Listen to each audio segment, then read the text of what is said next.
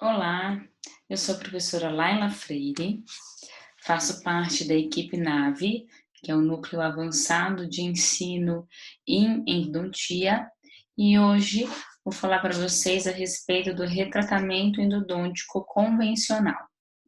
A gente chama assim retratamento endodôntico convencional quando ele é realizado via canal e não via cirúrgica, através de uma cirurgia.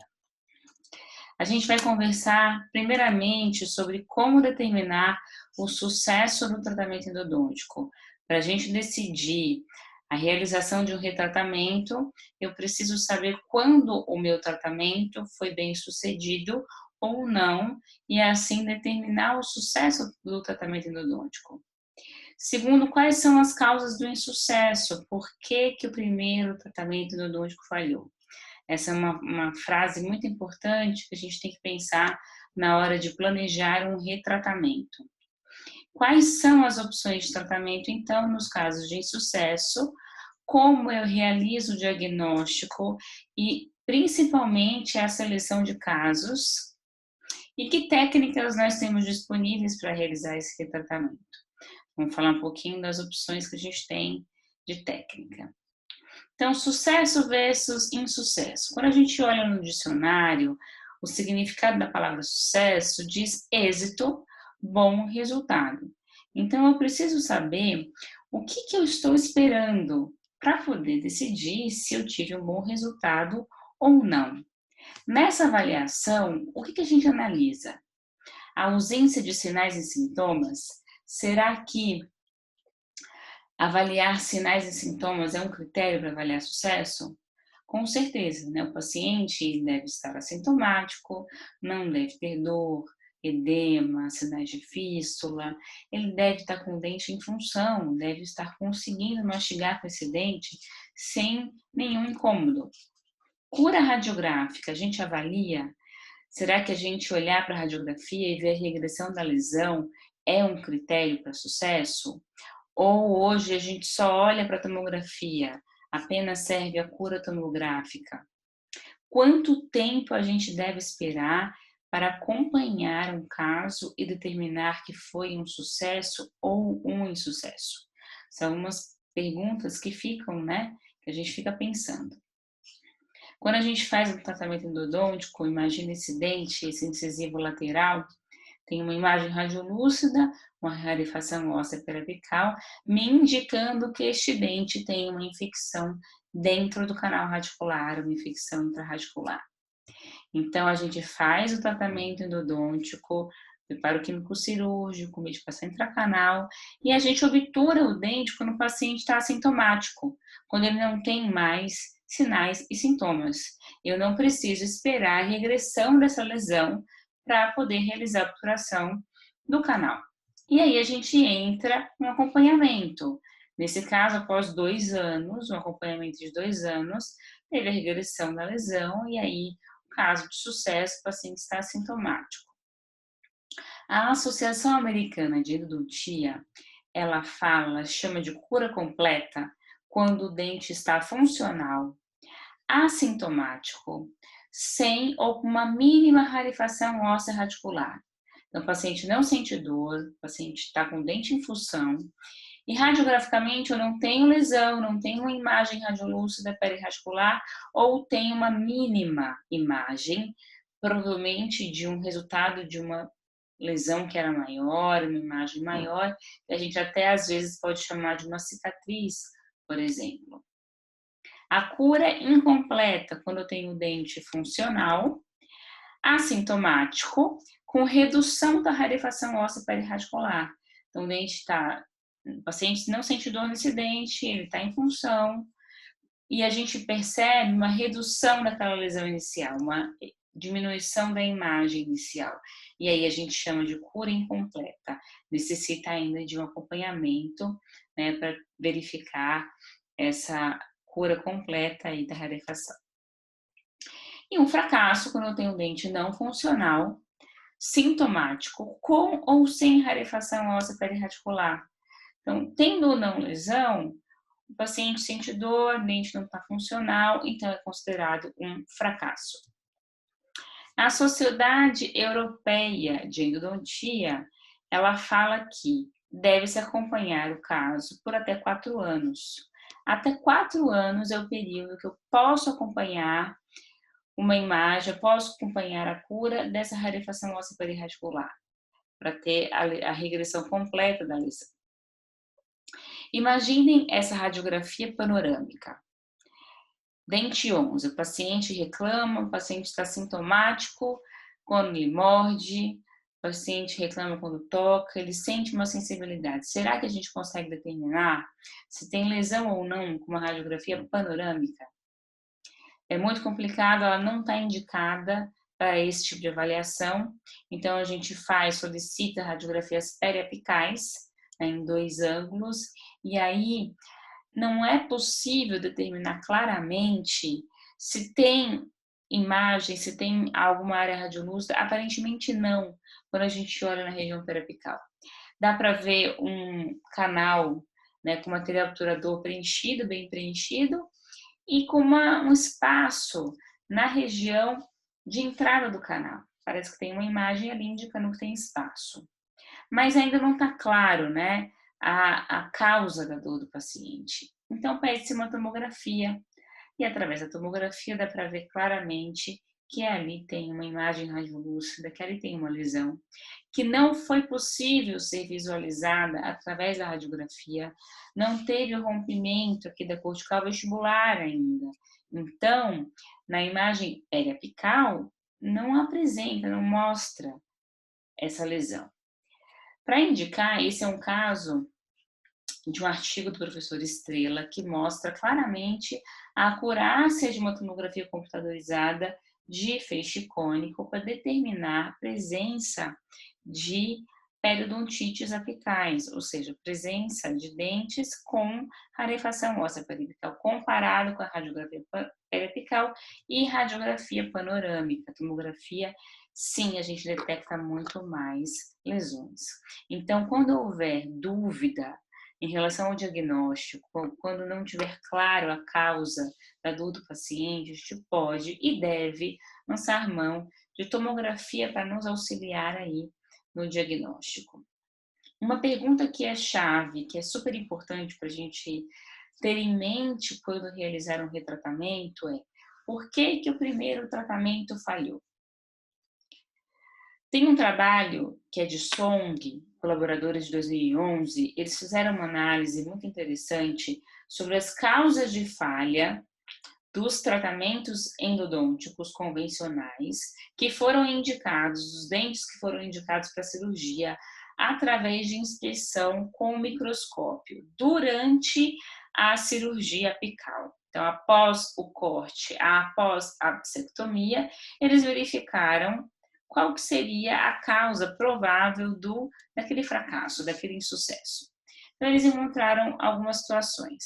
E aqui a gente pode ver na imagem em A, está representando aqui a causa que seria falta de tratamento de algum canal, missing canals. Um canal não foi tratado. Então, aqui indicando na seta amarela o canal MV2, né, o quarto canal do molar superior. Daí, em uma porcentagem de 20%, eles encontraram essa situação de canais que não foram tratados. Em B, está indicando infiltração. Em B, 30% dos casos, nesse exemplo aqui, tem gutapercha, tem área de cimento, mas tem uma região que aparentemente está infiltrada, né? Um espaço, um vazio ali. Então, chamou aí esse caso de infiltração, 30% dos casos da amostra do trabalho. Em C1, está indicando cálculo apical numa porcentagem de 2%. É quando a gente tem a formação de um biofilme extraradicular e vai bem ao encontro da literatura que fala que essa porcentagem de insucesso, quando eu tenho uma correspondência com o biofilme extraradicular, é entre 4% a 6%. Então, aqui 2% dos casos, eles encontraram o cálculo do lado de fora da raiz, o biofilme apical. Em D, está indicando uma complexidade anatômica, que a presença de canais laterais, então eles atribuíram esse insucesso à complexidade anatômica, que a porcentagem seria 9%, e obturações aquém numa porcentagem de 14%, indicando que quando eu fico com a obturação aquém do meu limite ideal, nestes casos, a causa do insucesso está atribuída a isso. Em F, casos de fratura, aqui 1% dos casos eles encontraram claramente linhas de fratura, levando ao insucesso. Em G, problemas iatrogênicos, uma porcentagem de 3%. Então, aqui eles encontraram indicando, por exemplo, a fratura de instrumento, e aí levando ao insucesso. E por último, em H, obturação além, overfilling. Neste caso aqui, eles encontraram uma porcentagem de 3% também. 3% de material obturador para fora, indicando a causa do insucesso. Na realidade, se a gente parar para observar todos esses casos, a gente tem a presença de micro-organismos, a gente tem o fator microbiano envolvido. Porque imaginem um canal que não foi tratado. Se eu não tenho infecção nesse canal, se eu não tenho bactérias dentro do canal, eu não vou ter sucesso. Imaginem um instrumento fraturado numa raiz, num canal que eu não tenho micro-organismos, eu também não vou ter sucesso. Então, todas essas situações estão na grande maioria que é a causa número 1 de falha do tratamento endodôntico, que é a infecção intrarradicular. Casos de micro-organismos persistentes. Não foi possível controlar adequadamente a infecção primária. Então, houve uma falha no preparo químico cirúrgico, uma falha no tratamento endodôntico primário, primeiro tratamento endodôntico, seja por uma ineficiência mesmo do preparo ou porque eu tenho bactérias localizadas em regiões de complexidade anatômica e aí eles persistiram dentro do canal. Ou então micro-organismos reintroduzidos, introduzidos dentro do canal, seja após o término do tratamento endodôntico, através de uma infiltração coronária, ou mesmo a falha no isolamento absoluto, entre sessões também pode ter havido infiltração. Então, esses micro-organismos eles foram introduzidos dentro do canal. De todo modo, fica sendo infecção intrarradicular a primeira causa do insucesso. Essa figura aqui clássica do livro Caminhos da Polpa indica bem, né? Número 1, infecção intrarradicular. Número 2, infecção extrarradicular. Número 3, reação de corpo estranho, quando tem algum material para fora do canal. E número 4, cistos verdadeiros. Segunda causa, então, infecção extrarradicular. Como eu comentei, a literatura indica claramente que essa porcentagem ela é baixa, entre 4% a 6%. As causas do insucesso, a causa está relacionada a uma infecção fora do canal radicular. Quando eu tenho, por exemplo, extrusão de debris contaminados, né, se a gente houver uma falha na penetração desinfetante ou uma falha na determinação do comprimento de trabalho e esse extravasamento aí levando debris para fora que podem se aglomerar formando um biofilme, especialmente em áreas de reabsorção de cemento. Então, a gente não pode atribuir aos nossos insucessos, certamente eu tinha biofilme extrarradicular. Eu não posso atribuir a todos os meus insucessos essa possibilidade de ter o biofilme extrarradicular, porque a porcentagem na literatura ela é pequena.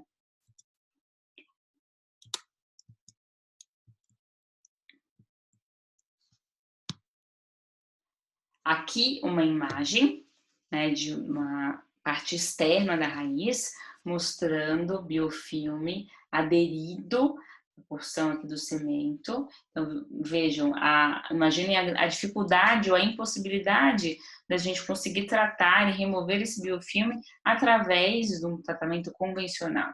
Todos esses casos, eles têm que ser indicados para cirurgia e remoção através do corte do ápice da raiz. Número 3, está aqui reação de corpo estranho. Então, alguns autores relataram insucesso devido ao extravasamento de cimento, ou de gutapeste, ou até mesmo de pontas de papel. Porém, não há um consenso na literatura a respeito desta causa de insucesso. Alguns trabalhos antigos, e não existe consenso. Então, normalmente o que se fala é que se o cone, por exemplo, extravasou, né, foi uma falha técnica, faltou uma correta seleção de cone, e ali, com certeza, a gente tem espaço em volta desse cone. E aí, mais propício à infiltração, como nessa imagem aqui de Siqueira, de 2001, mostrando o cone extravasado e espaço em volta do cone, em volta da região do forame. Então, aqui eu não tenho um selamento adequado, e aí, portanto, muito provavelmente essa foi a principal causa de sucesso, mais do que o próprio material em si.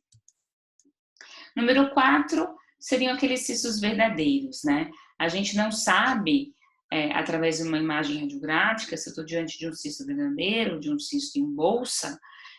A necessidade de tratamento endodôntico ela é evidente, e depois, através do acompanhamento, se verifica que essa lesão não regrediu, que o edema não diminuiu, e aí desconfia-se de um cisto verdadeiro. Neste caso, a indicação também é cirúrgica, e o diagnóstico definitivo ele só vai ser realizado através de um exame histopatológico. No caso de um cisto verdadeiro, tem todo o revestimento epitelial aqui contínuo, separado, né, do canal radicular.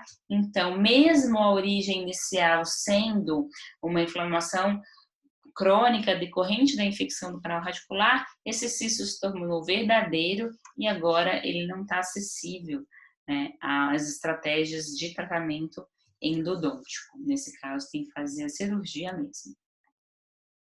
Uma outra causa de insucesso, que foi citada por Song, é a fratura, né? Fratura radicular, fratura dental, que tem se visto muito mais nas clínicas, nos consultórios hoje em dia, muitas vezes por falha, né, na restauração, ou até mesmo, né, por técnicas menos conservadoras de tratamento endodôntico, e aí quando tem uma situação dessa de fratura, é falha, né, e acaba indo para extração, não tem outra solução, não tem outro tratamento. A gente fala então agora de um planejamento, a gente precisa realizar o plano de tratamento endodôntico. Não é apenas tratar um canal ou retratar um canal, mas sim a gente avaliar se aquele dente ele vai ser indicado para retratamento endodôntico ou se vai ser realizado um retratamento cirúrgico através de uma cirurgia endodôntica, ou se naquele caso vai ser realizado o retratamento seguido de cirurgia. Tem situações onde a gente já, no planejamento, já imagina que aquele dente vai precisar de cirurgia endodôntica, por exemplo, quando tem material extravasado, ou se aquele dente deve ser extraído. O melhor planejamento, às vezes, é a extração e colocação de implante.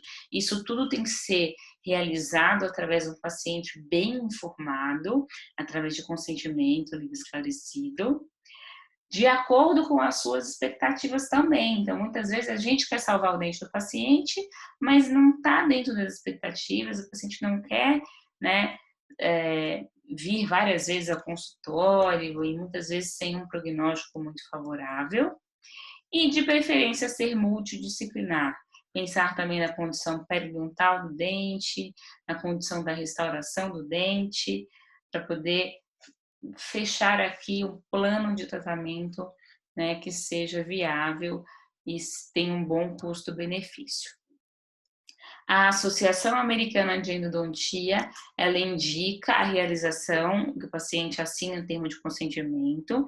Em seu site tem até um exemplo, que eu coloco aqui para vocês, onde eles são bem radicais no sentido de explicar tudo mesmo para o paciente, porque lá tem bastante casos de processo.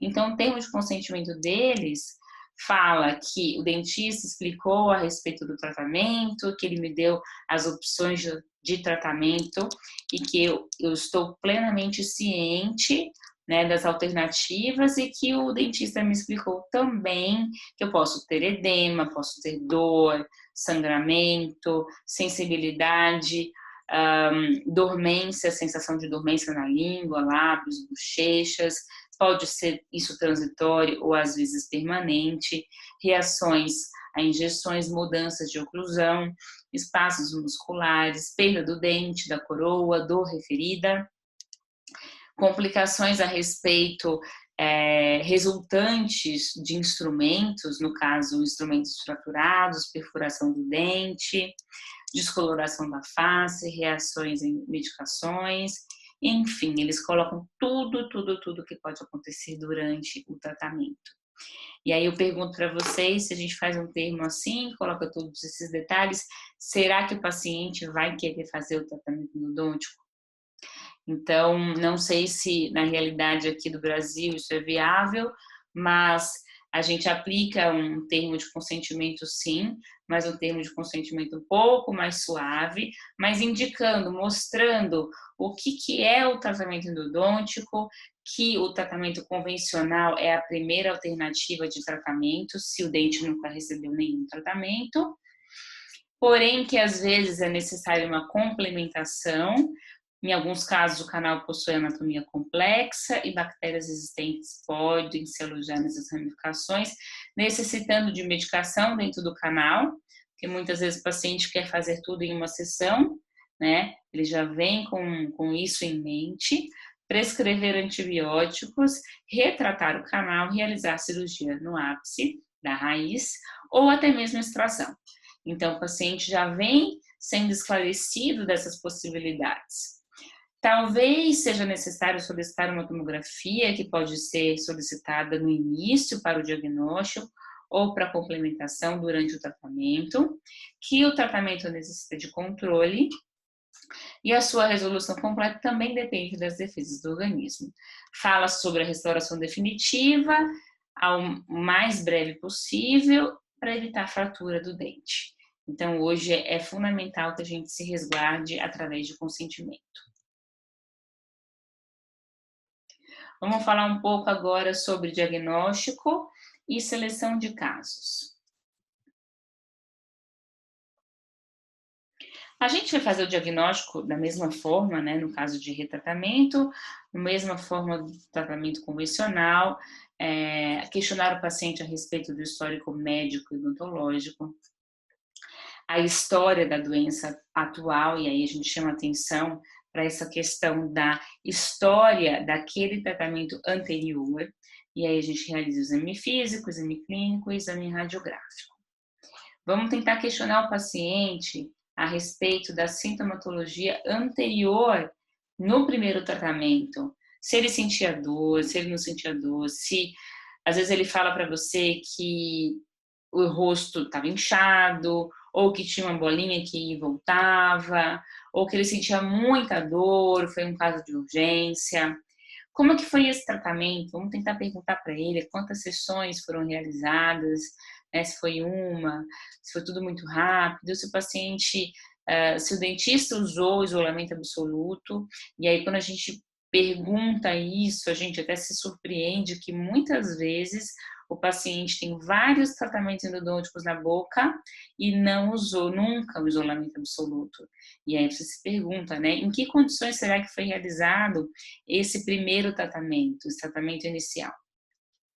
Teve alguma intercorrência? Se teve, às vezes o paciente se recorda, sim, teve uma questão, e aí o dentista explicou. Vamos perguntar para ele, era especialista? Será que usou algum tipo de magnificação, uma lupa, um microscópio? Aí ele te fala sim, ele era especialista muito renomado, usou um microscópio durante todo o tratamento. E aí a gente já vai ficar, né, com o pé atrás, pensando o que a gente pode fazer de melhor para conseguir o sucesso agora, se houve um fracasso do tratamento endodôntico. Temos que nos questionar, né, e entrar no diagnóstico, será que aquela dor que o paciente sente está relacionada realmente ao insucesso endodôntico? Ou será que eu vou retratar o canal e o paciente vai continuar com a mesma dor? Qual que é o prognóstico restaurador e periodontal? Adianta eu tratar o canal o dente vai conseguir ficar na boca, né, vai conseguir ser restaurado adequadamente, se ele tem suporte periodontal, tudo isso tem que ser avaliado também. Não adianta a gente realizar tratamentos nessas condições, dentes nessas condições. É claro que aqui são situações extremas, mas a gente precisa sim avaliar todas essas questões, ou né, sozinho ou com uma equipe multidisciplinar. E aí a gente vai partir para o exame radiográfico. A gente vai, eu costumo falar que a gente vai ganhar alguns minutos olhando a radiografia inicial, tentando buscar informações importantes que vão nos ajudar na execução do retratamento. Então, será que nesse caso, nesse dente, tem canais que não foram tratados? Então, vamos realizar tomadas radiográficas com diferentes angulações para poder ter mais informações acerca da raiz e dos canais? Será que pode ter algum instrumento fraturado? A gente vê obturação aqui, será que tem algum fragmento? Será que tem perfuração radicular? Vamos chamar atenção, vamos ficar mais atentos à radiografia inicial. Será que tem algum alargamento excessivo e que durante o retratamento pode ser que eu gere uma fratura, se eu posso fazer um rasgo na raiz, né, quando eu for fazer a minha ampliação do canal? Tem a ocorrência de desvios, ou parece que ele tem desvio, especialmente naqueles casos, né, onde a obturação está longe do vértice radiográfico. Vamos prestar atenção na obturação, no material obturador, na extensão dele. Será que ali tem material extravasado? E se tiver, é uma dificuldade a mais ao retratamento? Então, a ideia dessa análise é a gente antecipar potenciais situações que possam ocorrer durante o retratamento, ou problemas que podem ter ocorrido no tratamento endodôntico anterior. Tudo que a gente fala para o paciente antes, a gente está explicando para o paciente. Se a gente fala depois, a gente só está se justificando com ele. Então, tudo que vocês encontrarem na radiografia inicial, que foi importante, divida isso com o paciente, né? Quais são os riscos do tratamento? É importante o paciente estar ciente, né, do que pode acontecer nos casos de retratamento. Então a pergunta volta aqui: por que que o primeiro tratamento endodôntico falhou? Se a gente olha esse molar, né, dá para ver claramente que a obturação está aquém. A obturação raiz mesial não está só ali na região cervical. O que que aconteceu aqui? Por que que o tratamento não conseguiu chegar até o final? Será que ali tem perfuração? Será que ali tem um grande desvio? Será que eu vou conseguir ultrapassar esse desvio? Então, são perguntas que a gente se faz. Esse é um caso, essa radiografia inicial desse mesmo caso, então dá para ver que antes desse primeiro tratamento já era um dente com calcificação canal bem atresiada, difícil de ver a luz do canal. E aí, a hora que eu fui realizar o retratamento, verifiquei que ali tinha um instrumento fraturado, não era apenas gutapercha, com dois instrumentos fraturados na entrada do canal, e aí o dente foi obturado assim mesmo. Vejam que não tinha lesão, e na radiografia aqui inicial para o retratamento tem uma rarefação óssea, o dente não tinha lesão, o paciente estava com dor e teve que fazer o retratamento. Aqui a imagem da remoção da lima, que foi tranquilo de remover, um instrumento na região cervical, com uma magnificação com ultrassom, foi possível a remoção desse instrumento fraturado.